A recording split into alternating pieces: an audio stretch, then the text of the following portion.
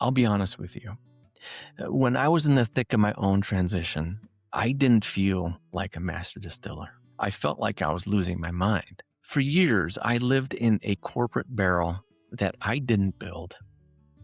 That barrel was high volume, high pressure, and those managing it always made sure that it was full. In fact, the moment anything evaporated, it always got refilled. I had a clear role.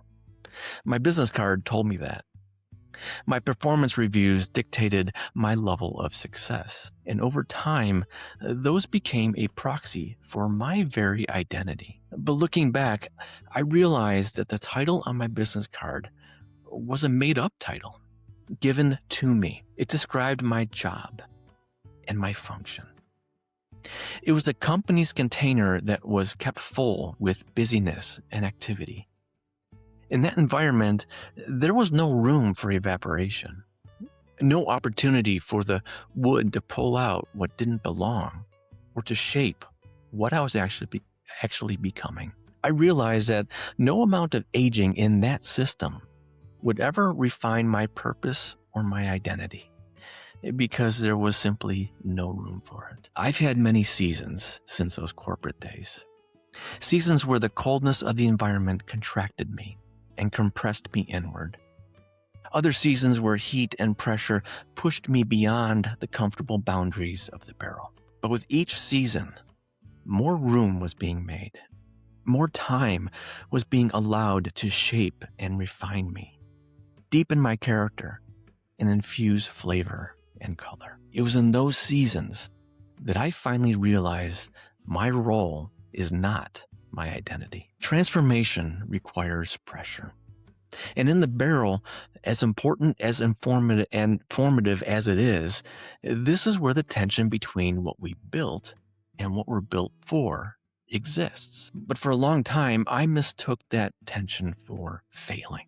I thought the unstillness inside of me meant I was losing my edge, when in reality, I was just finally losing the filter. I spent years trying to stay full because I was taught volume was the only metric for success. But what if the loss you're feeling right now is actually the first time you've had enough room to actually grow? I've observed 3 specific things that tend to evaporate when we move out of the safe center and the refined significance they leave in their place. 1, we trade speed for weight. In the early years, we lead by being the fastest person in the room. We outwork everyone. That's adrenaline. But as that hustle starts to evaporate, you might feel like you're losing your fire. You aren't. You're gaining gravity. You've probably seen this leader, the one who doesn't have to raise their voice or run 100 miles an hour to change a room. They lead from a standstill. You're trading the energy of the chase for the weight of your presence. The second thing is we trade the badge for a voice. For a long time, people listened to leaders because of the business card they carried told them that they had to. That's the role, and it's also borrowed power. When that title changes, starts to fade, or loses that power, it can feel like you're becoming invisible, losing your very identity. But this is where the real extraction happens. People stop following the position, and they start following you. You're finding out that you don't need the label to have the authority. You're trading a function for a person. And the third thing is that we trade the map for an instinct. Success is usually built on a 5-year plan and a framework. It can feel safe because it's full of data. But as that certainty evaporates, it's replaced by discernment.